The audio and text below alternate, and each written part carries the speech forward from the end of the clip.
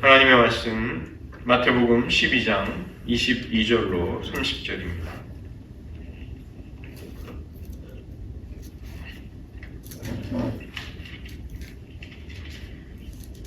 신약성서 17조 신약성서 18쪽입니다. 마태복음 12장 마태복음 22절로 30절의 말씀을 저와 함께 한 목소리로 같이 봉독하시겠습니다. 그때 귀신 들려 눈 멀고 말 못하는 사람을 데리고 왔거늘 예수께서 고쳐주심에 그 말 못하는 사람이 말하며 보게 된지라. 무리가 다 놀라 이르되 이는 다윗의 자손이 아니냐 하니 바리새인들은 듣고 이르되 이가 귀신의 왕 바알세불을 힘입지 않고는 귀신을 쫓아내지 못하느니라 하거늘 예수께서 그들의 생각을 아시고 이르시되 스스로 분쟁하는 나라마다 황폐하여질 것이요 스스로 분쟁하는 동네나 집마다 서지 못하리라. 만일 사탄이 사탄을 쫓아내면 스스로 분쟁하는 것이니 그리하고야 어떻게 그의 나라가 서겠느냐. 또 내가 바알세불을 힘입어 귀신을 쫓아내면 너희의 아들들은 누구를 힘입어 쫓아내느냐. 그러므로 그들이 너희의 재판관이 되리라. 그러나 내가 하나님의 성령을 힘입어 귀신을 쫓아내는 것이면 하나님의 나라가 이미 너희에게 임하였느니라. 사람이 먼저 강한 자를 결박하지 않고서야 어떻게 그 강한 자의 집에 들어가 그 세간을 강탈하겠느냐. 결박한 후에야 그 집을 강탈하리라. 나와 함께 아니하는 자는 나를 반대하는 자요 나와 함께 모으지 아니하는 자는 해치는 자니라. 기도하시겠습니다. 하나님 이 땅 가운데 오셔서 하나님의 나라를 선포하실 뿐만 아니라 그 하나님의 나라가 이미 우리 가운데 임하시고 역사하시는 것을 권능과 치유와 또 사탄의 권세를 꺾으시는 승리를 통해 친히 보여주시고 또 제자된 우리들에게도 병을 고치며 귀신을 쫓아내는 권세를 주셔서 눌린 자를 자유케 하며 가난한 자에게 복음을 전하라고 부탁하신 주님의 귀한 뜻을 저희들 받들게 하시고 또 그것을 위해 교회가 그 귀한 사명 감당할 수 있는 은혜 허락해 주시옵소서. 예수님 이름으로 기도드립니다. 아멘. 오늘은 저희들 12장을 함께 살펴보도록 하겠습니다. 이 비유장을 13장을 함께 다루기에는 너무 분량이 많아서 오늘 아침에 또 기도를 하셔야 되기 때문에 한 장만 다루도록 하겠습니다. 오늘 본문은 예수님이 안식일에 겪으셨던 여러 가지 어려움과 적대자들, 대적들과의 갈등과 논쟁에 관련된 것입니다. 이 갈등의 핵심 속에는 예수님이 누구인지를 아는 자들과 또 거기에 속하신 예수님의 입장과 그것을 모르기에 대적하는 자들의 그런 필연적인 갈등이 있는 것이죠. 우리는 이 하나님의 사랑과 용서가 선포되는 곳에 왜 갈등과 분쟁이 일어나는가? 우리가 이미 지난주에 그 본문에서도 다루었지만 주님이 오셔서 때로는 화평이 아니라 우리 가운데 갈등과 어려움이, 싸움이, 갈등이, 그런 투쟁이 일어날 수밖에 없는 것은 이제 빛과 어두움이 주님이 밝히 드러내시는 참된 실상 속에서 드러나기 때문입니다. 하나님에게 속한 자들과 마귀에게 속한 자들, 또 영원한 하나님의 나라를 사모하는 자들과 이 땅의 것을 사랑하는 사람들의 갈등은 필연적일 수밖에 없는 것이죠. 그래서 오늘 본문을 보시면 저희가 읽진 않았지만 그 안식일에 밀밭 사이를 지나가던 예수님의 제자들이 시장에서 이삭을 잘라 먹는 일이 있었습니다. 유대인들은 안식일에 해야 할 것과 하지 말아야 할 것을 아주 엄격하게 정해놓고 그것을 지키는데 이 손으로 이 밀을 이렇게 부르는 그런 행위는 탈곡과 수확에 해당되는 일이다. 노동이다. 이렇게 간주하기 때문에 금지되던 일이었습니다. 그 때문에 이제 예수님을 공격하는 사람들은 왜 당신의 제자들이 안식일을 범합니까? 왜 그것을 허용합니까? 당신은 안식일을 지키지 않는 것이 아닙니까? 이렇게 공격했던 것이죠. 이것에 대해서 예수님은 사무엘상 21장에서 사울 왕에게 쫓겨가다가 높당에 가서 제사장 아히멜렉으로부터 이 제사장들만이 먹을 수 있는 물러낸 진설병을 먹었던 다윗의 예를 그것을 반박하는 근거로 말씀하셨던 것입니다. 이제 줄여서 굶주려 죽게 된 다윗에게 하나님은 자비롭게 이 제사장을 통해서 진설병을 주셨던 것이죠. 거기에 어떤 세세한 왜 율법의 규정을 지키지 않았느냐 이것보다 더 큰 문제, 생명의 문제가 거기에 적용이 되었던 것입니다. 또 한 가지 예수님은 민수기 28장을 또 다른 예로 드셨습니다. 이 성전에서 희생 제사를 드려야 하는 제사장들은 안식일 날 바쁘게 일을 하는 것이죠. 그날이 자신들이 해야 되는 중요한 직무가 있는 날이기 때문에 그래서 그들의 노동이 당연히 죄로 간주되지 않는다는 구약에 이미 그들도 잘 알고 있는 말씀을 가지고 반박하셨던 것입니다.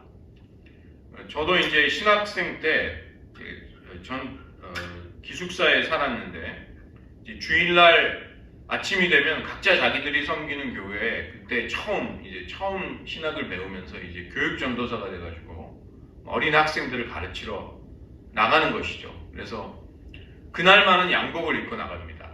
양복을 입고 나가면 이제 동료 신학생들이 작업복 오늘 잘 빼입었네 이렇게 하고 이제 나가는 거죠. 왜냐하면은 신학생들은 평소에는 그냥 아무거나 입고 공부하고 이렇게 바쁘게 살다가 주일날만은 이제 양복을 갖춰 입는데 넥타이를 매고 이제 그게 일하러 나가는 것이기 때문에 작업복이다 이렇게 서로 얘기를 했고 제가 이제 잊지 못하는 재미있는 에피소드는 신학교에서 4명이 같이 방을 쓰는데 어떤 방에 제 방은 아니었고 다른 방에 있는 이제 학생이 그 전날 열심히 설교를 준비하다가 이제 그 알람을 아마 놓쳤나 봐요. 근데 이제 다른 신학생들은 다 가버린 것입니다.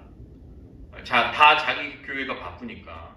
그래서 그 학생이 오전 10시에 일어나가지고 비명을 질렀다는 그 기숙사에서.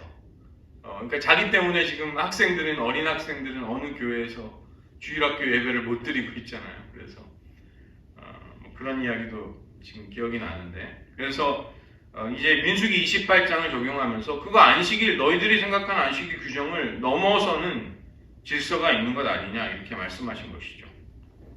당연히 예수님은 하나님의 나라를 선포하면서 이 땅에서 하나님의 통치가 시작되었다는 것을 보여주고 계시는 그분은 안식일의 주인이십니다.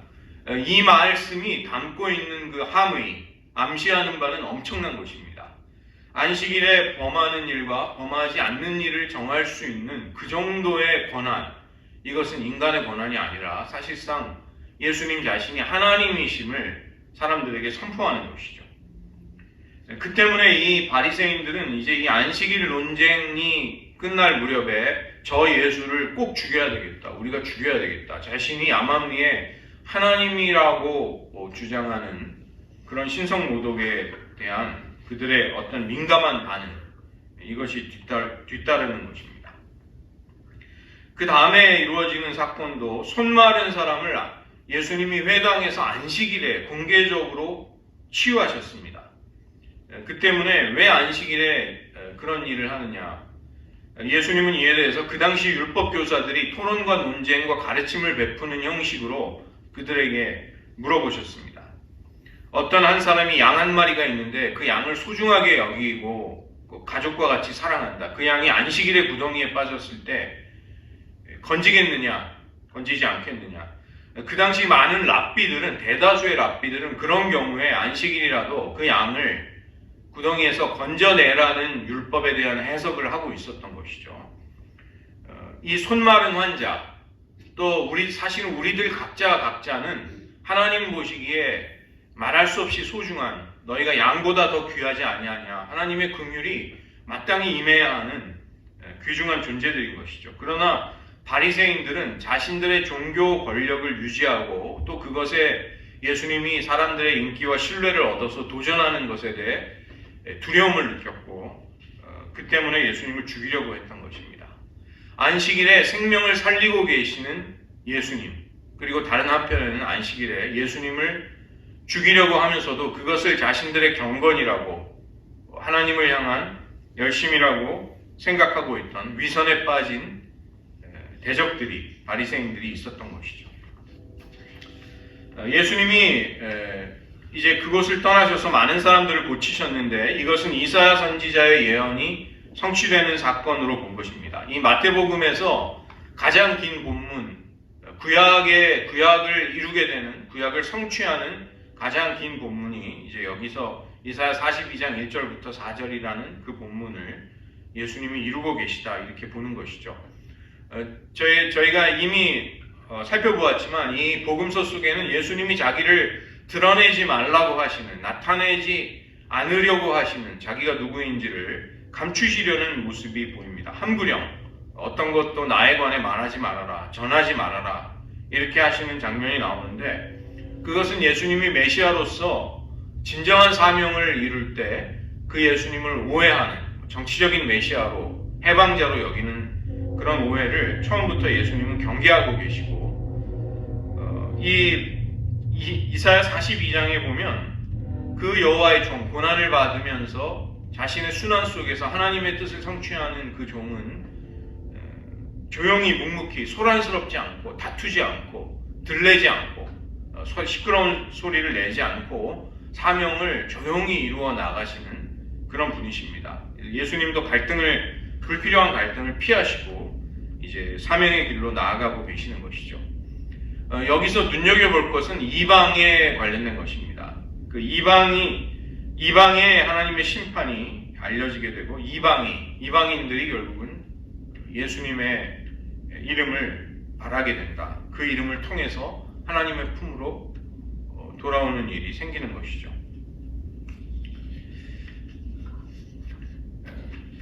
이 예수님이 이제 귀신 들려서 눈 멀고 말을 못하는 사람을 고쳐주셨을 때, 우리가 오늘 읽은 본문입니다. 바알세불 논쟁이 나옵니다. 저가 귀신의 왕을 힘입어서 귀신 들려서 귀신을 쫓아낸다. 귀신의 왕이 예수님에게 들어와서 귀신을 쫓아낸다. 이렇게 끔찍한 비방을 하는 바리새인들이 나타났습니다. 이 바알세불이라는 것은 이제 바알을 유대인들이 아주 얕잡아서 낮추어서 경멸해서 부르는 이름입니다. 세불이라는 것이 이제 파리거든요. 그래서 파리의 왕, Lord of the Flies, 윌리엄 골딩이 쓴 파리 대왕이라는 소설이 있는데, 그게 이제 여기 바알세불을 모티브로 따서 이제 인간의 아주 성악설, 인간이 얼마나 악한가를 이제 소년들의 그 모습 속에서 보여주는 소설이죠. 예수님은 이것을 우선은 논리적으로 반박하셨습니다. 스스로 분쟁하는 나라가 어찌 설 수 있느냐? 스스로 다투고 자기가 자기를 치는 집이 어떻게 제대로 설 수 있느냐? 그리고 문제는 유대교 안에도 이 축귀 사역자들이 있었다는 것입니다. 그러면 너희들 안에 있는 그 축귀 사역자들은 누구를 힘입어서 귀신을 쫓아내는 것이냐? 너희들이 그들을 보면서, 그 축귀 사역을 하는 유대교 안에 있는 사람들을 보면서 감히 귀신의 왕을 힘입어서 쫓아낸다고 하지 않느냐? 그렇게 말하지 않고 있지 않느냐? 그런데 말도 안 되는 주장을 지금 왜 나에게 하느냐고 말씀하시는 것이죠. 예수님은 이것이 하나님의 성령을 힘입어 귀신을 쫓아내는 사건이라고 말씀해 주시고, 그렇기 때문에 하나님의 나라가 이미 너희 가운데 임하고 있다, 이렇게 말씀하십니다.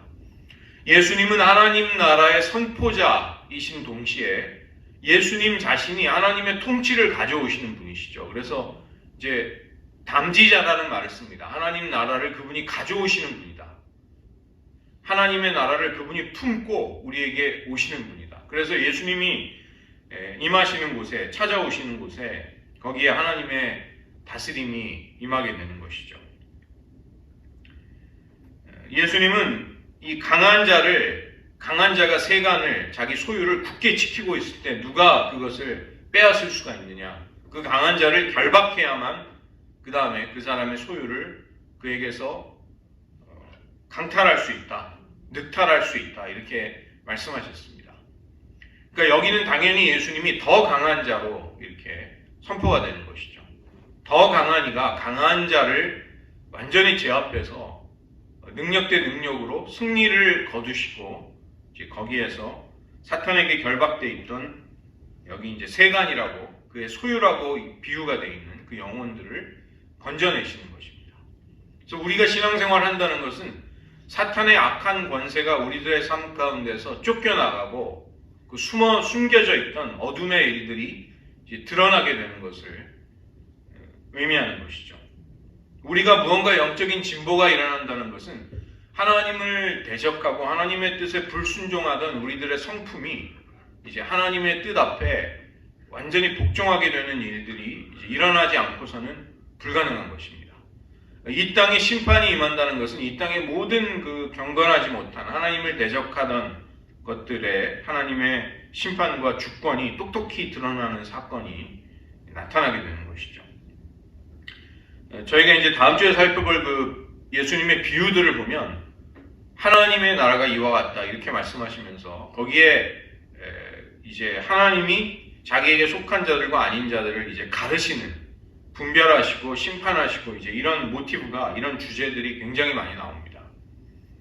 지금은 섞여 있기 때문에 그것이 불분명하지만 이제 하나님의 나라가 임할수록 그것들이 분명해지고 종말에는 그것들이 완전하게 나누어지게 되는 것을 예수님은 자주 말씀하셨습니다.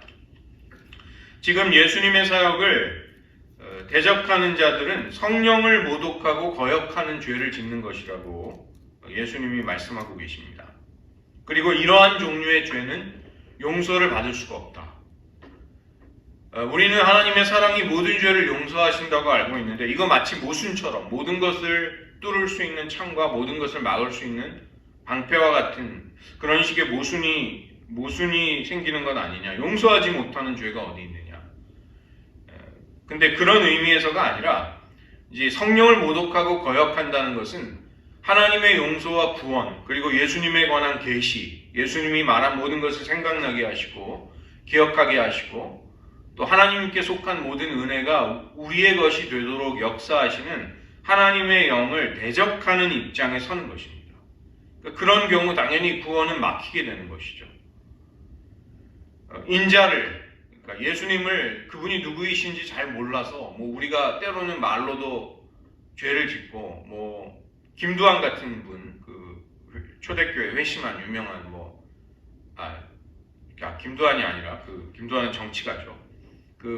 그런 유명한 사람들의 회심 사건을 보면 이제 뭐 굉장히 그 완악하고 그렇게 막 말로도 막 예수님을 대적했지만 이제 하나님의 사랑이 무엇인가를 깨닫고 완전히 꼬꾸라진 다음에는 정말 하나님의 은혜에 붙잡힌 바 되는 삶을 살게 되는 것이죠.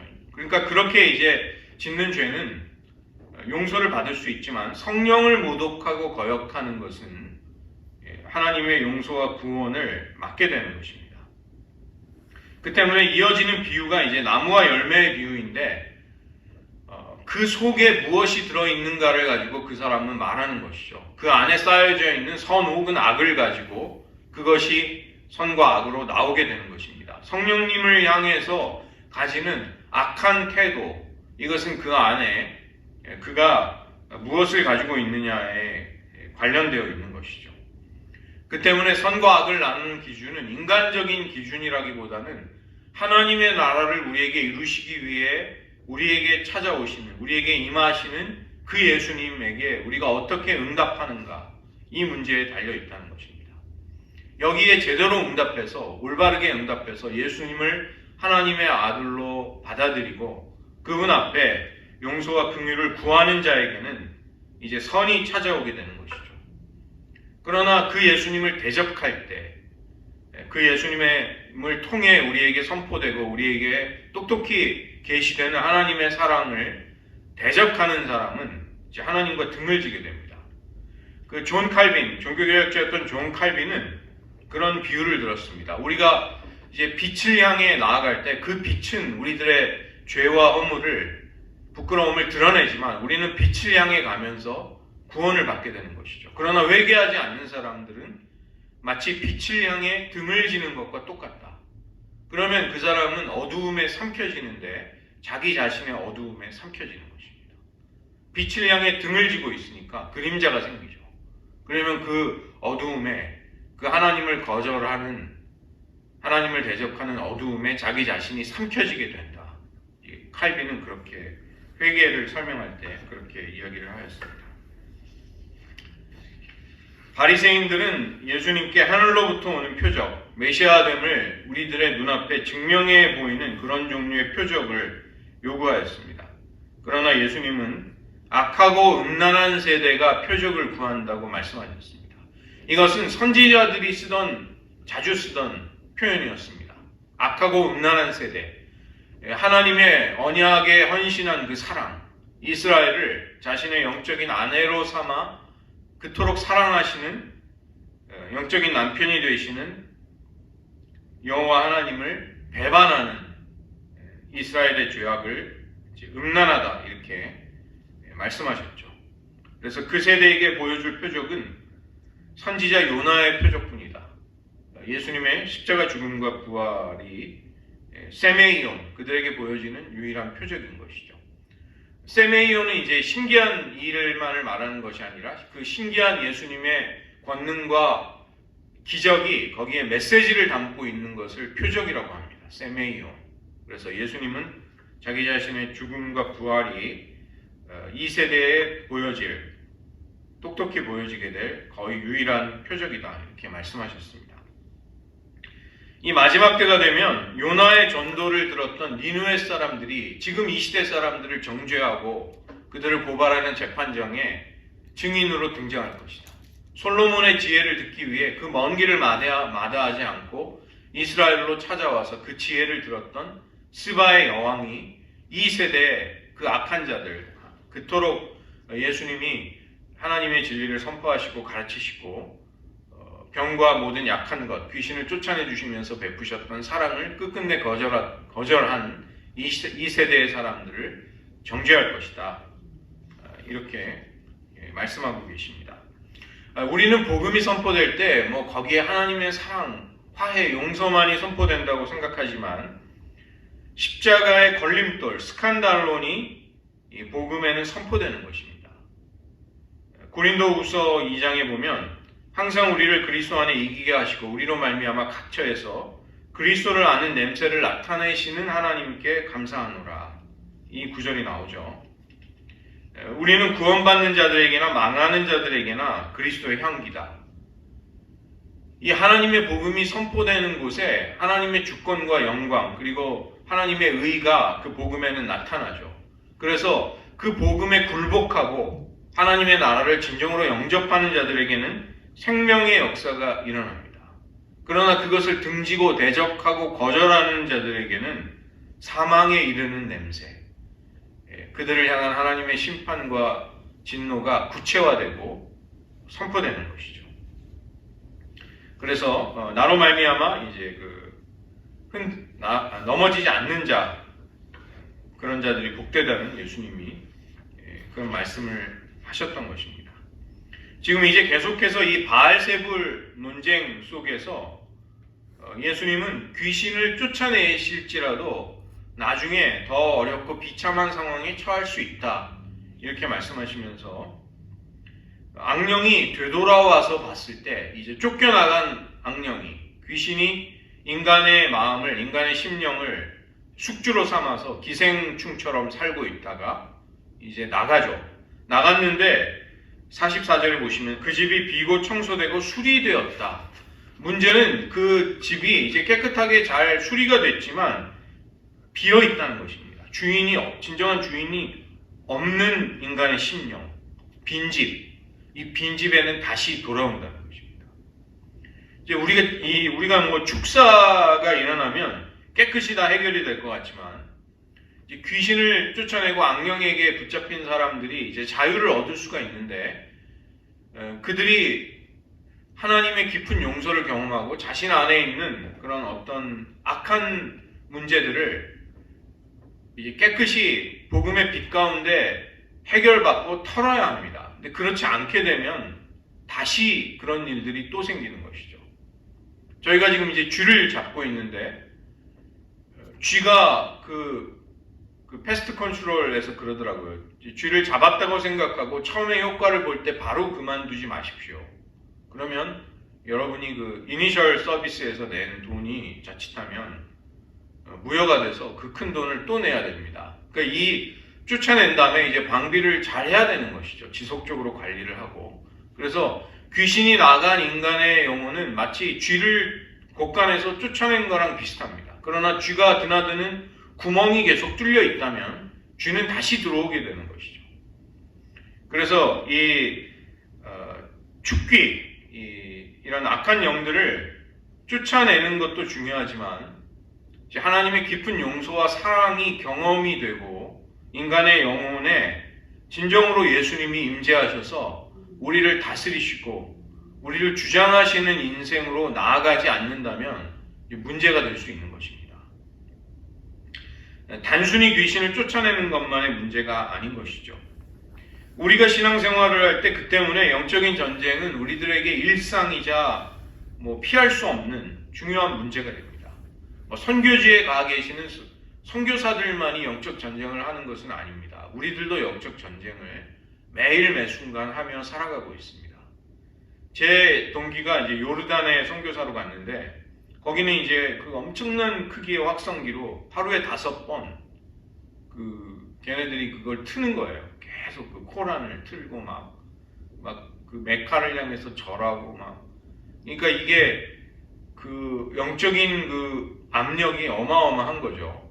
이제 태국 같은 데에 간 선교사님들은 이렇게 기도를 하면 공중 권세를 잡은 영이 그 기도가 하늘로 쫙쫙 올라가지 않는 그런 그 다니엘서에 나오는 이제 그런 영적인 투쟁을 경험한다고 그래요. 이제 그 정도로 거기서는 민감하게 느껴지는데 사실 근데 우리도 다르지 않습니다. 우리가 정도 차이는 있을지 몰라도 내가 우리의 마음에 가장 골똘히 중요하게 소중하게 사랑스럽게 생각하는 것들이 무엇인가? 내가 자주 품고 있는 마음이 무엇인가? 어떤 생각들이 나를 지배하고 있는가? 이러한 것들은 결국 우리 내면이 무엇에 의해 점유되어 있는가? 무엇이 우리의 내면을 우리의 마음과 심령을 차지하고 있는가의 문제가 되는 것이고 그것이 이제 언제나 경건하고 언제나 거룩하고 언제나 하나님을 향하지 못한다는데 우리들의 어려움이 있고 거기에 영적인 싸움이 있습니다. 그래서 이 마음과 생각을 지키는 법을 지속적으로 훈련하고 배워야 할 필요가 있고요.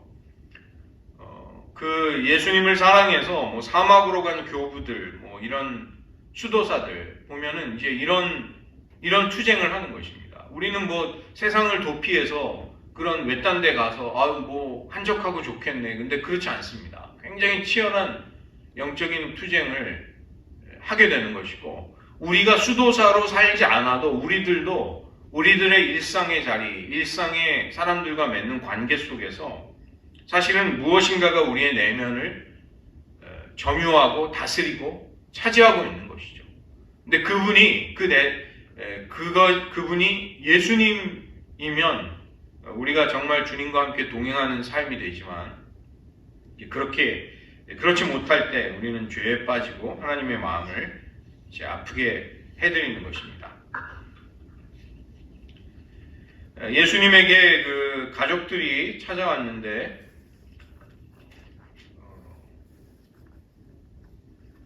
어머니와 동생들이 예수님께 말하려고 밖에 찾아왔죠.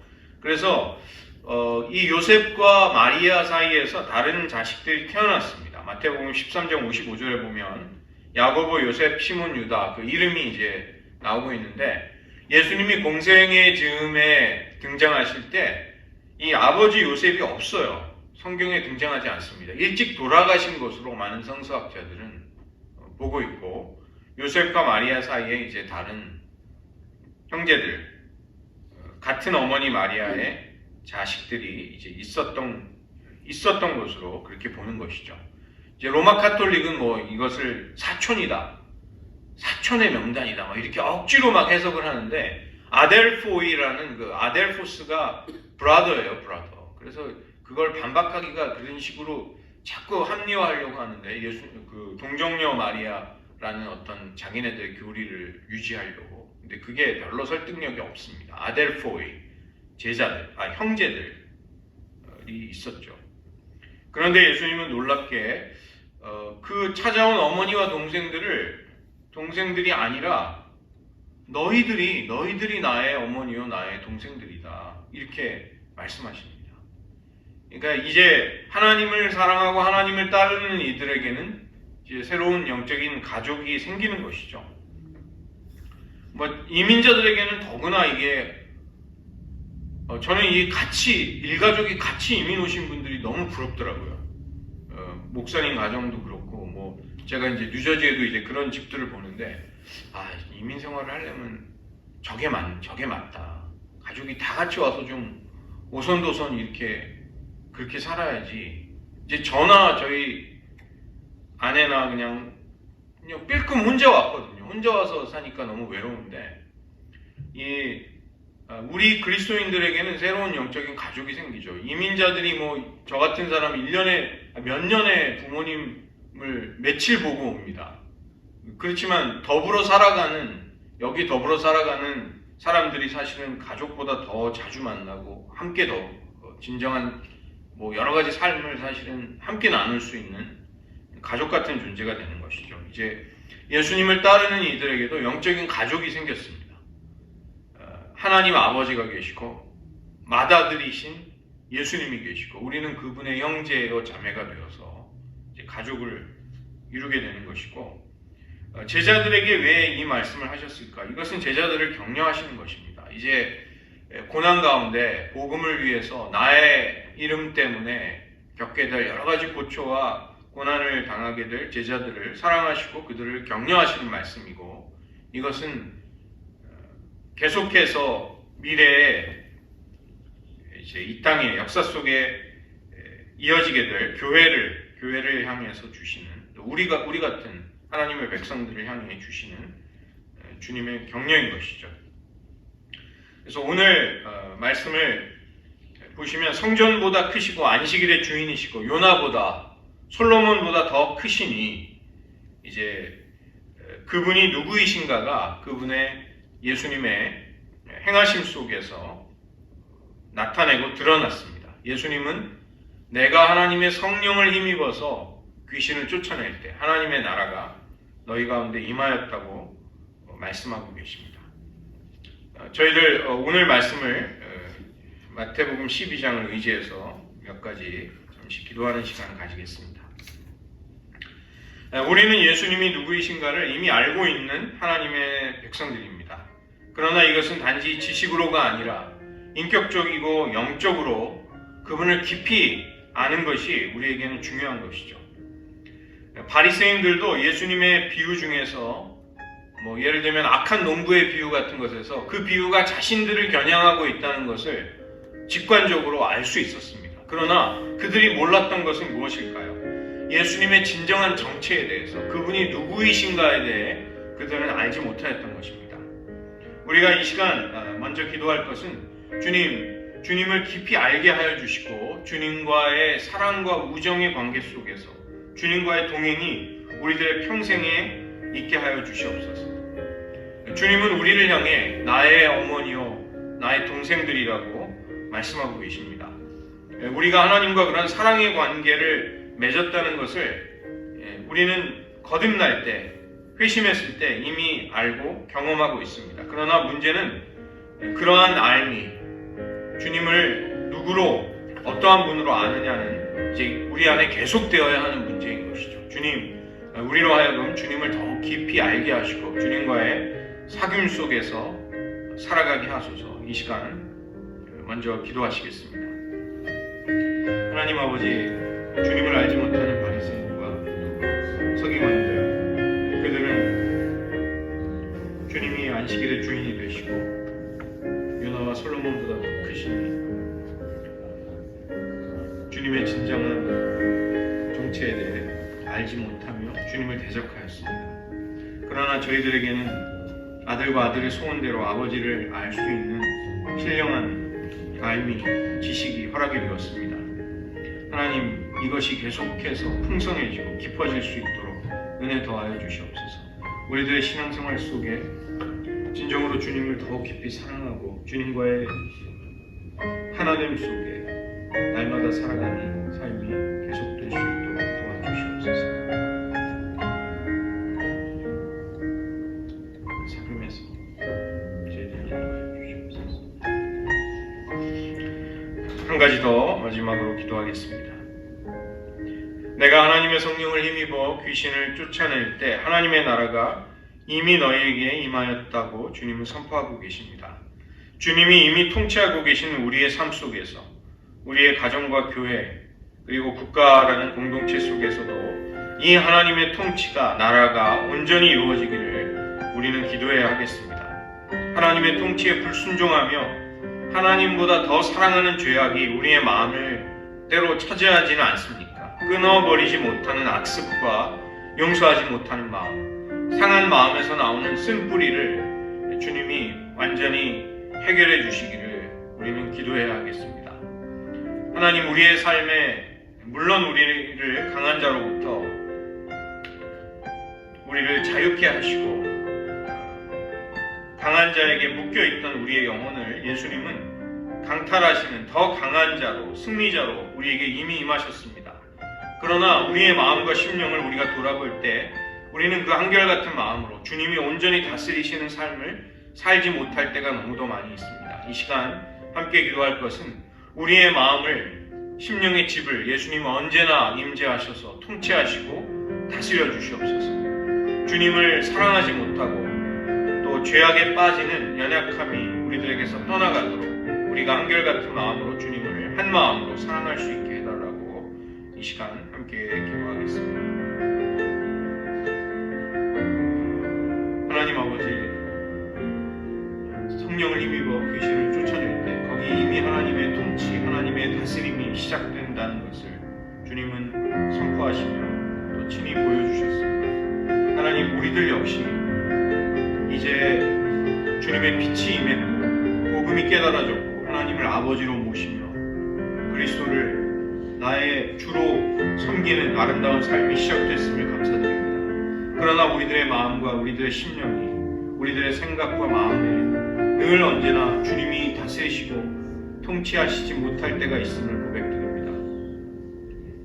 주님을 우리들의 마음의 보좌에 늘 모시지 못한 채로 어느덧 내가 내 인생을 마음대로 살려 하고 또 주님의 마음을 슬프시게 해드리는 온갖 죄악들이, 유혹들이 우리들의 마음을 어지럽힐 때가 있습니다. 우리들의 마음을 용서하지 못하는 마음에 휩싸일 때가 있습니다.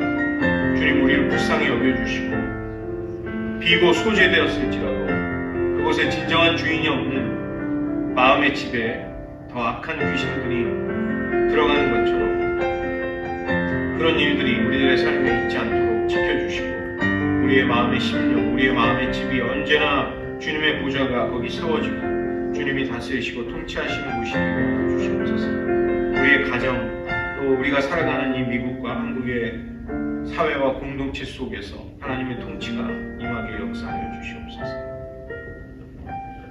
기도하겠습니다. 하나님 아버지, 주님의 진정한 통치가 먼저 우리의 심령 속에 언제나 이루어질 수 있게 주님 임재하시고 보좌를 베푸시며 주님의 왕 되신 통치 아래 순복하고 기꺼이 복종할 수 있는 저희들 되게 하여 주시옵소서. 이미 하나님의 것으로, 하나님의 사람들로 인정받고 또 우리를 구속하셨건만 우리의 마음이 왜 이리도 방황하고 그리스도 안에 견고히 뿌리 내리지 못하고 있는지요.